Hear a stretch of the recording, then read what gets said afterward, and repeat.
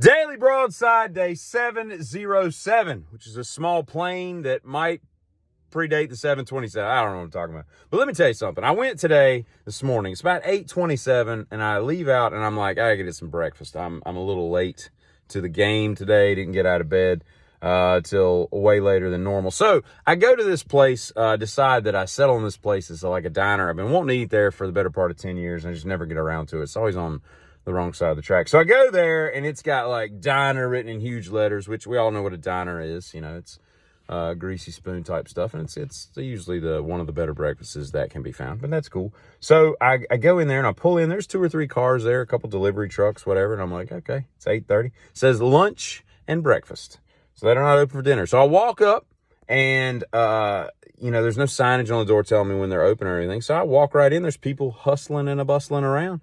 And I walk in, and right when I walk in, it's just a L-shaped counter. It's all that's there, right? Just some L-shaped counter seating. And this lady, who's clearly a waitress because she's got the nail bag that she's got hung on her waist, the apron, as it were.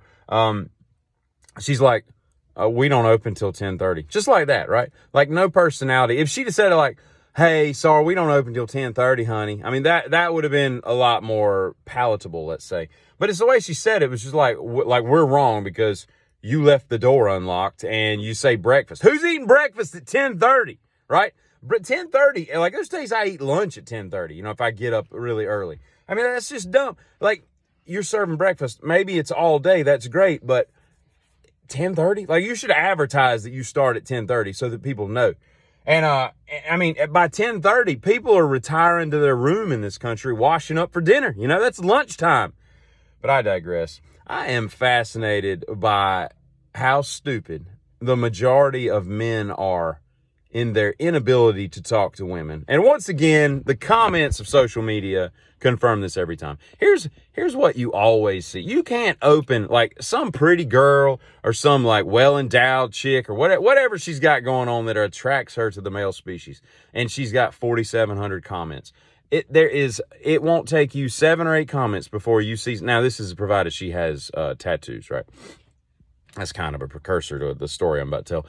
There will be somebody on there like, sweet ink, or they'll be like, what does your tattoo say? Or, man, I'd like to get a better look at that awesome ink. Or they'll like want to like, hey, man, I've got a nice tattoo. I'm getting another one next week. Or, it's just like, that's like such a weak end to talk to a girl. Girls don't want to talk about that crap for the most part. I mean, there are some girls have like attention whore tattooed across their arm, or, their exposed midriff or whatever, right? But other than those women, the women that just like tattoos because they're awesome, and people with tattoos are just better human species than people with non-tattoos. That's just a fact. But, most of those women are not, that doesn't really appeal to them. It's not what really is going to trip their trigger and be like, ooh, the man of my dreams just walked into the room. But these dudes, man, it's just crazy to see how people talk to women and thinking that that's going to get them anywhere. And if it does, she ain't the one, because she's crazy or really dumb, because she fell for your silly little traps. You know what I mean? A little pro tip for those that use tap and dies. I don't use them on a crazy amount of things, but I've got an amazing set of tap and dies from like the 50s that my grandfather gave me, and then I've got some newer ones and all. But so I can tap and die about anything. Crisco, get you a thing of Crisco, dip it in there, dip your taps in there, and bam, it's just beautiful. And if you asked me and you said, hey, dummy, what's the quintessential country music voice, right? The vocal male, that is. I would say it would be a cross between Johnny Cash and Waylon, obviously. Randy Owen, I would say Sturgill Simpson, Chris Stapleton, Jamie Johnson, Chris Christopherson, and the dude from Zac Brown with cancer, the bearded guy that plays bass, I think it is, John Jingleheimer Smith, whatever the heck his name is. If you, that whole amalgam, that would be my answer.